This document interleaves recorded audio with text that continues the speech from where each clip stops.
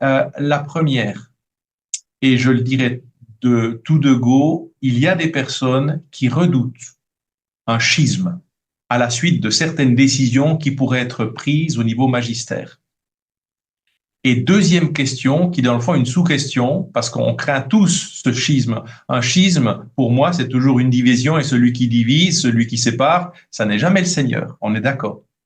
Et la deuxième question, qui est un petit peu une subdivision de cette dernière, est-ce que ça n'amène pas à nouveau du moulin à tous les mouvements sédévacantistes, traditionalistes, qui rejettent le Concile Vatican II, qui rejettent même les dernières papautés?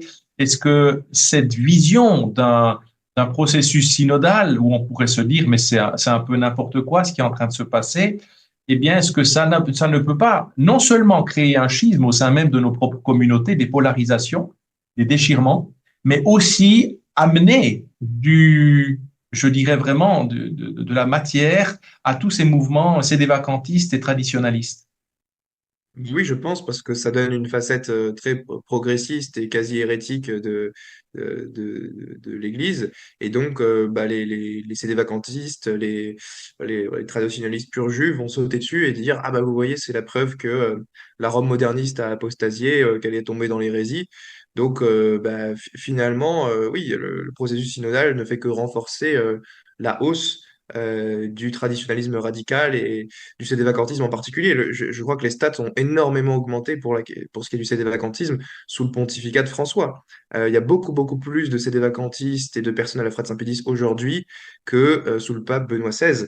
Euh, et le pape François, je pense, y est pour quelque chose quand il dit des choses comme toutes les religions sont un chemin qui mène à Dieu, comme des langues différentes, et voilà, qui met au même plan le christianisme, l'hindouisme et l'islam, tout ça, en les énumérant dans ce même discours à Singapour. Eh bien, effectivement, des discours qui sèment le trouble chez beaucoup de catholiques qui se disent, mais c'est pas possible qu'un pape puisse dire ça. Et donc, ils se mettent à croire que le pape est hérétique, et donc que tout ça, c'est comme le processus synodal, ça montre il y a beaucoup de membres du clergé qui sont hérétiques, qui n'ont plus la foi, et donc ils se disent, bon, bah, on va retrouver la vraie église de toujours, et le siège est vacant. Et donc, oui, j'en connais des gens qui ont pris ce chemin-là, et je dois dire que bah, sous le pontificat de François, c'est quand même beaucoup plus dur de défendre l'orthodoxie que sous le pontificat de Benoît XVI. Ça, c'est sûr. Donc, moi, j'essaye de tenir un apostolat auprès de ces personnes et de leur dire, non, mais c'est pas parce qu'il y a des gens qui vont trop loin à gauche qu'il faut partir dans les erreurs extrêmes à droite. Et là, pour le coup, se couper de l'Église en allant au schisme. Donc, il y a un risque de schisme de deux côtés, à la fois du côté progressiste avec les évêques allemands qui sont pro-LGBT, qui défendent des positions contraires euh, à l'ecclésiologie catholique, à la morale catholique. Donc il y a un risque de schisme de ce côté-là. Et il y a un risque de schisme du côté traditionnaliste. D'ailleurs, ce qui va mener à ça, c'est probablement si la messe de Saint-Pie V est totalement abolie par le pape François, ce qui n'est pas une impossibilité parce que le cardinal Roche et des personnes très très proches du pape François veulent totalement abolir la messe de Saint-Pie V, la liturgie tridentine. À mon avis, si ça c'est le cas, il va y avoir un schisme, c'est quasiment sûr. Donc, ça serait une grosse, grosse erreur de la part du pape d'interdire, à mon avis, totalement la messe tridentine. Moi, je suis pour que une certaine liberté liturgique, que les deux formes du rite soient possibles pour les fidèles, qu'ils puissent choisir au moins. Mais voilà, il y a un risque de schisme à ce niveau-là si le pape l'interdit.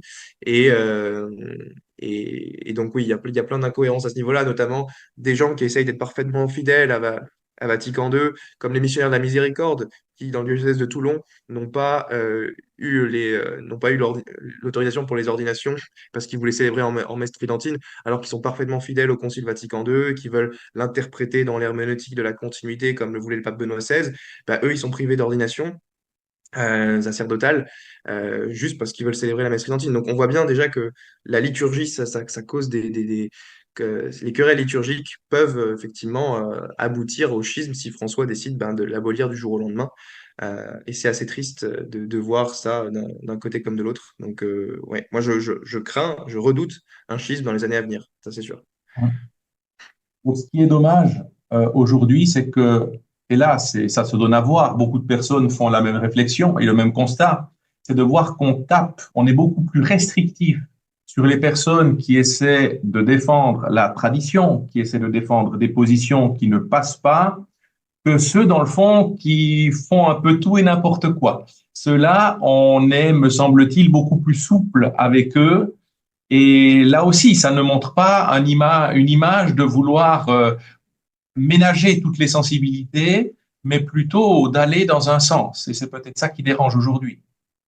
Oui, oui, non, je suis d'accord. Bien que j'ai appris qu'il n'y a pas très longtemps que les évêques allemands se sont fait reprendre assez sévèrement par rapport à certaines dérives quand même. Donc, Oui, enfin, ils célèbrent parfois des liturgies pour la bénédiction d'union homosexuelle. Ils veulent même, pour certains, autoriser le mariage homosexuel. Il y a des cardinaux. Non, il y a un cardinal qui vient d'être nommé qui dit nous devons renoncer à l'idée d'évangéliser. Il a dit noir sur blanc. Il dit qu'il faut arrêter de porter un regard négatif sur l'islam et nous devons nous défaire de l'idée d'évangéliser. Il a dit ça voilà, dans une interview en 2022. Il y a beaucoup de prélats aujourd'hui, même parmi les évêques et les cardinaux, qui disent des choses ouvertement contraires à la foi catholique. Et bizarrement, le pape François ne les reprend jamais. C'est quand même assez dingue. C'est-à-dire que ceux qui se font taper dessus, ce sont on va dire, les traditionalistes fidèles au concile. Je distingue bien les traditionalistes qui rejettent tout Vatican II, tout ça, et les traditionalistes qui veulent être fidèles au concile, interprétés à la lumière de la tradition, qui sont de bonne volonté et qui, eux, se font taper dessus par Rome, alors que les évêques allemands progressistes sont quasiment jamais repris ou excommuniés, euh, alors que certains le mériteraient. Donc, ouais. en tout cas, ça questionne, et ça, évidemment, ça se donne à voir. Et là, ça montre une image qui est difficile, et c'est sans doute pour ça aussi qu'on a de plus en plus de prêtres traditionnels. Je fais la différence entre traditionnel et traditionnaliste, mais le prêtre traditionnel qui, hélas, dans cette mouvance-là, souvent peut se faire lourdement critiquer par les fidèles en disant vous n'allez pas et vous ne faites pas dans l'esprit de l'Église actuelle et du pape François. Alors c'est vrai que des fois, ça ne nous rend pas forcément service quand on veut maintenir justement une ligne, et pour moi une ligne qui est tout à fait dans la saine vision du deuxième concile du Vatican. Voilà, on n'est pas préconciliaire, on est tout à fait conciliaire dans ce sens-là. Enfin voilà. Hay un grupo, poca gente, ¿no? Que solamente reconoce hasta Pío XII, los papas, después ya no. Son de muy poca gente, muy poca gente. Pequeños grupos, ¿no? Sí.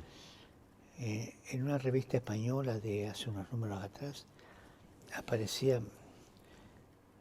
la lista de 32 grupos sedevacantistas, ¿no? Pero son grupos pequeños. Y que con el tiempo se van a ir integrando, ¿no?